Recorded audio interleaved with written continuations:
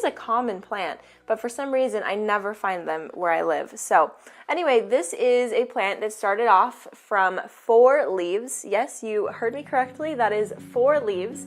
And I propagated it off of a friend's plant, and now I have these big, gorgeous leaves. They are so juicy, and a lot of them have tons of silver. And we have one old lady back here. This looks like one of the original leaves that is now departing and saying goodbye. So I don't know, it's been really awesome watching this plant grow, and it's been with me since the very beginning. And you know, it is a very full plant, and I said it came from 4 leaves. So the way that I did that was I propagated from those 4 leaves when they started to grow them, and I would just plant back into the pot. So these ones in the back are newer plants, because since the plant is against this wall here, it kind of all faces forward, which really doesn't bother me, so I wanted to fill in the back a little bit. Just in general, this plant is so easy to care for, and it's just so happy. It is about 10 feet from an east window, and it is living its best life.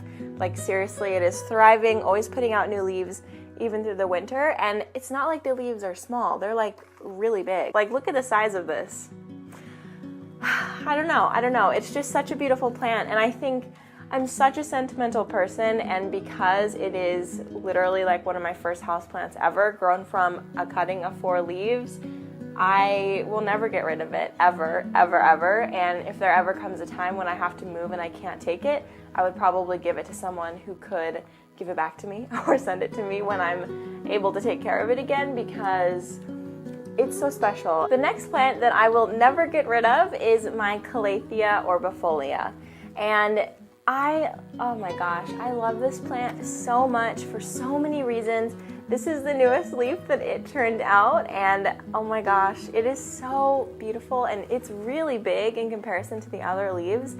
And this is actually the first leaf that has come out completely in my care from start to finish. So there were a few leaves that came out because, you know, they were like spikes when the grower sent them to me, but now this leaf right here, which is the most big and beautiful leaf ever, has grown entirely in my care. So that was like the greatest feeling ever. The reason that I will never get rid of this plant is because it was the first plant that was ever on my plant wish list. So something that I'm really, really adamant about in just owning plants is not buying plants that I know that I can't take care of. So recently I've kind of jumped into the world of anthuriums, and that's been quite the journey, and I've always been interested in anthuriums and things like calatheas, but I just knew that with my home and my abilities and my knowledge and my energy that I'm willing to pour into my plants, they were just not going to be well suited in my environment.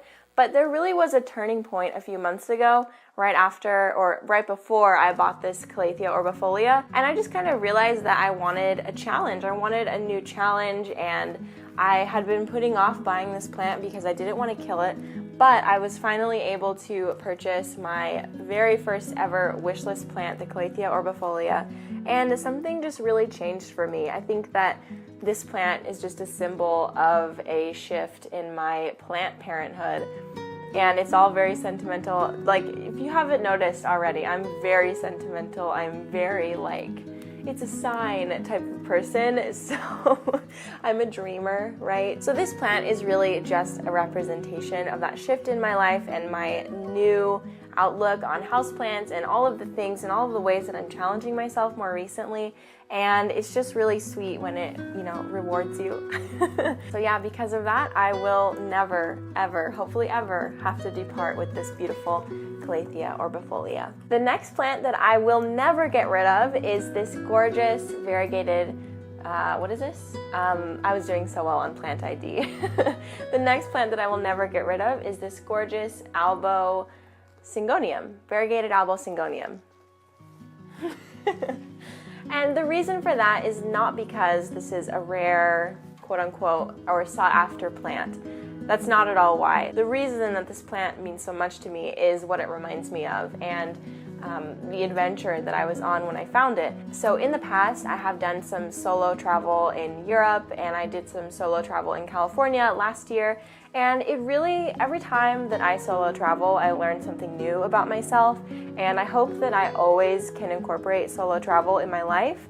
And since I am married and I really love someone, it's been a little bit more difficult to want to solo travel because I want to experience, beautiful things in life with Daniel. But I really hope that I can always, even if it's for an afternoon or for the night, go somewhere just by myself to just be alone and meditate in that. And I think that it's really important to be alone sometimes, and alone outside of your home, alone somewhere else. Being intentionally alone is such an incredibly special thing that we can do for ourselves.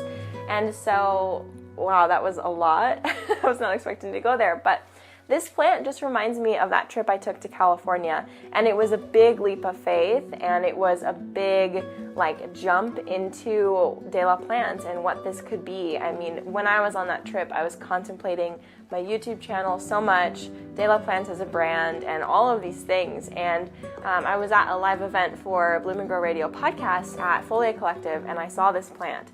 And of course, in the moment, I was not thinking oh my God, this is going to be so sentimental and special to me later on.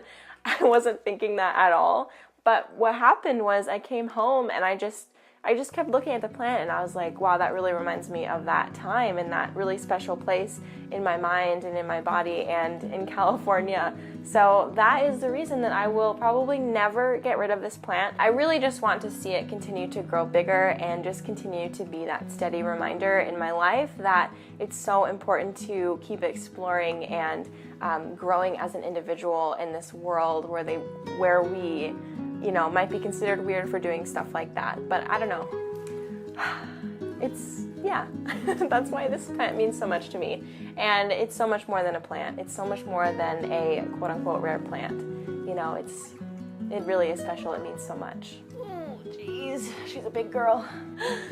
So for my last plant that I will never get rid of, I am going to again share the story of my monstera here. And I'm not sure if it is a deliciosa or a borsigiana. Hey. But I'm going to have to wait until it gets a little bit older before I know the exact ID, but it is a split leaf monstera here. And this plant grew from a very, very tiny leaf, probably about this big, and it is now this gigantic, gorgeous plant that is so happy and just living its best life. This plant continuously reminds me that this hobby of indoor gardening and owning plants is a game of patience, really. It takes so much patience because there are a lot of plants, in this world that grow really fast, and I think a lot of the plants that we actually have as houseplants are the faster growers of the world, but sometimes they can not be growing or they could just be stagnant. And I think it's really important to remember we as people need to have moments like that too, where we're resting. And something that I think is really interesting about plants is, when there isn't anything going on the surface, when there aren't new leaves coming out on the surface, there is still work being done on the inside, on their roots, and they are establishing themselves in their pots. And it's just so special to think about it like that. It really is a new perspective to take on when your plant isn't growing. And not to say that if your plant isn't growing, it's healthy 100% of the time. Sometimes things are going wrong, but most generally, sometimes when plants are just kind of chilling, they're fine. They're just working on their roots. And I think that that's really important to remember as well. And this plant I have had for about 2 years. And in those 2 years, it started from a leaf that was no bigger than my hand.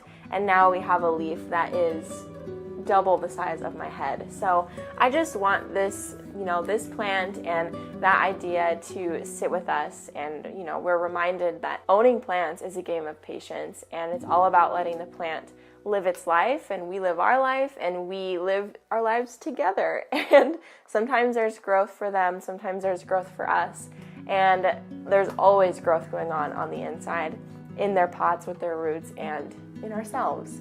So this video has very quickly become big sister talk, but I don't know, I just really wanted to share these plants and just talk about why they mean so much to me, because, yeah, I mean, I can tell that I have become quite a consumer lately. I've been kind of like really excited and wanting to buy a bunch of new plants, but I think that I really have stepped back and I'm thinking about the plants that really mean the most to me.